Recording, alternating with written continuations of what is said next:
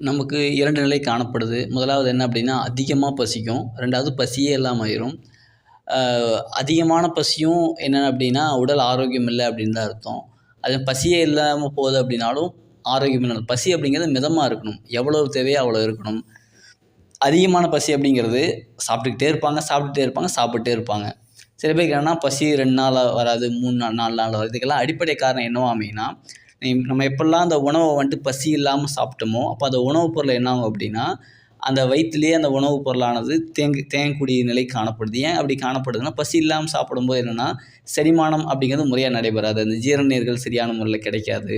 இப்ப என்ன அந்த உணவு என்ன பண்ணும் அப்படின்னா, அந்த உணவு தவறான முறையில கணிக்கப்படும் பொழுது, அந்த இரைப்பையில என்ன ஆகும் அப்படின்னா, அந்த உணவு தேங்கும் பொழுது, பித்த நீரானது 2 1/2 மணி நேரத்துக்குள்ள 2லேருந்து 3 மணி நேரத்துக்குள்ள அந்த உணவு செரிமானமாகி சிறுகுடலுக்குள்ள போயிரணும். அப்படி போகல அப்படின்னா என்ன ஆகும்னா, அந்த உணவு வயித்திலேயே தேங்கும்போது, அந்த உணவு நோக்கி பித்த நீரானது நம்ம இரைப்பைக்கு வரும்பொழுது, வயிற்றுக்கு வரும்போது என்ன ஆகும்னா, அந்த காரமான பித்த நீரானது நம்ம வயிற்றுக்குள்ள வரும்போது என்ன ஆகும்னா, அந்த உணவு பொருள்ல வந்துட்டு என்னன்னா, இன்னும் நம்ம வயிற்றில இன்னும் பாதகத்தை ஏற்படுத்தும். இப்ப இந்த நிலையில என்ன ஆகும் அப்படின்னு சொன்னா, அந்த உணவுப் பொருள் தேங்கும் பொழுது அதிலிருந்து கெட்ட வாயுக்கள் உருவாக்கப்படுது. அப்ப என்னன்னா, முறையான செரிமானமாகாத உணவு என்ன ஆகும்னா, திரும்பவும் நம்ம சிறுகுடலுக்குள்ள போகும்போது, அங்கேயும் என்னன்னா, அந்த காற்று மூலப்பொருளானது என்னன்னா உருவாக்கப்படுது. அந்த கேஸ் அந்த எண்ணெய் உருவாக்கப்படும் பொழுது, வயிறுல வந்துட்டு ஒரு கும்முங்கிற உணவு அப்படியே கும்முன்னு இருக்கும். ஒண்ணு பசி அதிகமா எடுக்கும். இப்ப எப்படி பசி அதிகமா எப்படி எடுக்கும் அப்படின்னா, ஒருத்தருக்கு பசிய அதிகமா எடுக்கிறதும் பிரச்சனை தான். பசிய எடுக்காம இருக்கிறதும் பிரச்சனை தான். என்ன நடுநிலைமை அப்படின்னா, தேவையான பசி இருக்கிறது தான் கரெக்ட்டு. அகோர பசி அப்படிங்கிறது தவறானது தான். எப்படி அப்படின்னா, எப்படி ஒரு நிலம் அப்படிங்கிறது வந்துட்டு என்ன ஆகும்னா வந்துட்டு, அ நிலம் அப்படிங்கிறது கெட்டு போச்சுன்னு வச்சுக்கங்களேன். இப்ப நிலம் கெட்டு போச்சு அப்படின்னா, நம்ம தண்ணி ஊத்துறோம். தண்ணி ஊத்தும்போது என்ன ஆகும்னா, அந்த நிலம் மட்டும் ரொம்ப சொத சொதன்னு ஆயிருச்சு. அப்ப என்ன ஆகும் அப்படின்னா வந்துட்டு, அந்த நிலம் மட்டும் ரொம்ப கெட்டு போயிருச்சா இல்லைங்களா?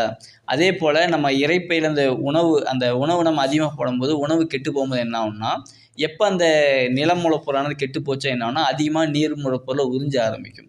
எப்படி நிலம் அப்படிங்கிறது என்ன ஆகும்னு சொன்னா வந்துட்டு, நீர் ஃபுல்லா உறிஞ்சிரும்.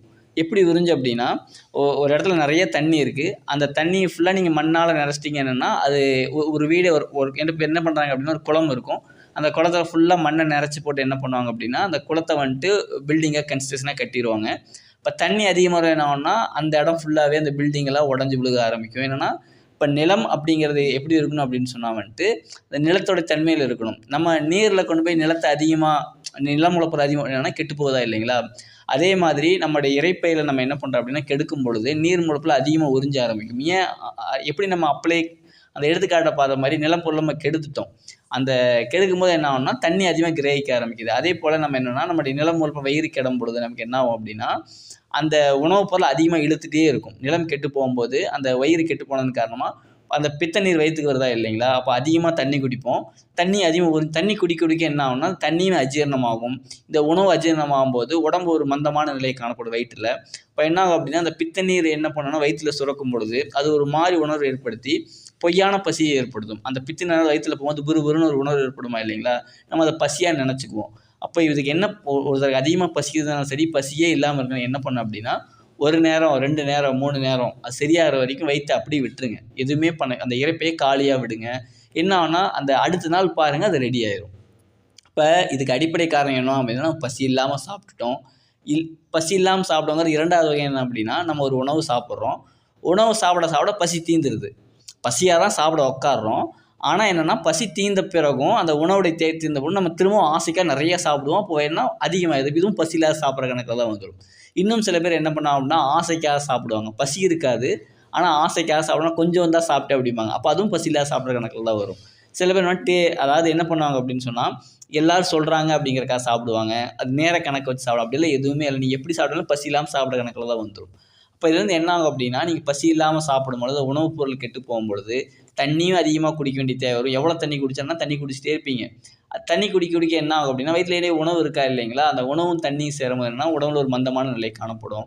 அதேபோல என்ன பண்ணோம் அப்படின்னா, நம்ம அந்த திரும்ப உணவு தேவைப்படும். திரும்ப தண்ணி குடிப்போம். உணவு தேவைப்படும். இப்ப எவ்வளோ சாப்பிட்டாலும் சாப்பிட்டுக்கிட்டே இருப்போம். போறதே தெரியாது. ஏன்னா, அந்த வயிறு கெட்டு போச்சு. எப்போ வயிறு கெட்டு போச்சோ, அது முறை தவறி இயங்க ஆரம்பிக்குது. எப்பயுமே வயிறு அப்படிங்கிறது ஒரு நடுநிலைமையான தேவையான பசியில தான் இருக்கணும். எப்போ வயிறு கெட்டு போதோ, சரமாரி எப்படி ஒரு வாகனம் வந்துட்டு கெட்டு போச்சுன்னா என்ன ஆகும் அப்படின்னா, கெட்டுப்போச்சு மீன்ஸ் என்ன, பிரேக் டவுன் ஆயிடுது, இந்த மாதிரினா தாறுமாற இயங்க ஆரம்பிக்கும். நம்ம கட்டுப்பாட்டில் இல்லாமல் ஆயிடும். அதே போல் எப்போ நம்முடைய வயிறு வந்துட்டு ஒரு கெட்டுப்போச்சோ, அப்போ கட்டுப்பாட்டை இழந்து என்ன ஆகும்னா அதிகமான பசி ஏற்படும். அது உண்மை கிடையாது. அப்படி இருக்க என்ன பண்ணணும்னா அப்படி விட்டுருங்க. 1 நேரம் 2 நேரம் 3 நேரம் விடும்போது என்னன்னா அடுத்த நாள் இல்லை அடுத்த 3வது நேரம் அது சரியாக ஆரம்பிக்கும். அப்போ இதுலேருந்து என்ன தெரியுது அப்படின்னா, நம்ம பசிக்காமல் சாப்பிட்டதின் காரணமாக தான் என்ன ஆகுதுன்னா வயிறு கெட்டு போயிடுச்சு, இரைப்பை கெட்டு போயிடுச்சு. அப்போ அதிகமான பசிக்கும் பசியின்மைக்கும் காரணம் என்ன அப்படின்னு சொன்னால் இதே தான் காரணமாக அமையும். நம்ம அந்த உணவுப் பொருள் வயித்துல கெட்டு போய் அந்த கேஸாக ஃபார்ம் ஆகி உள்ளத்தில் இருக்கனால என்னன்னா கெட்ட காற்றுகள் உள்ள அக்யூமுலேட் ஆகி இருக்கனால என்னன்னா நமக்கு இந்த மாதிரி நிலை காணப்படுது. அப்போ ஃப்ரீயாக விடுங்க. இந்த கெட்ட காற்று, அந்த அஜீரணமான உணவுகள் என்னன்னா அந்த செரிமானமாக்கப்பட உணவு எல்லாமே என்ன ஆகும்னா நம்மளை விட்டு அது நீக்கப்படுற வரைக்கும் நீங்கள் பொறுமையாக இருந்தீங்கன்னா உங்களுடைய பசியின்மையும் சரியாயிரும், அதிகமான பசியும் சரியாகி உங்களுக்கு நல்ல நிலை காணப்படும்.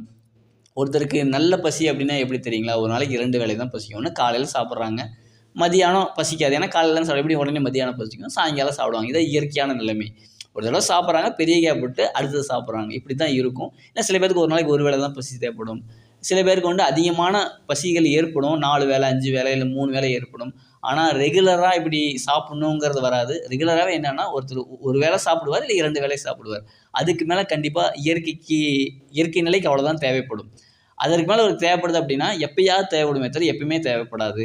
அப்போ சிறந்த இது அப்படின்னா ஒரு நாளைக்கு ஏதோ ஒரு வேளை சாப்பிடுங்க. இல்லை 2 வேளை சாப்பிட்றீங்களா, ஒரு உணவுக்கும் மிகப்பெரிய இடைவெளி விட்டு சாப்பிடும்போது என்னென்னா உங்களுடைய செரிமானம் முறைப்படுத்தப்பட்டு உங்களுடைய இந்த பசியின்மை அதே போல் அதிகமான பசி எல்லாமே சரியாக வரும். நன்றி.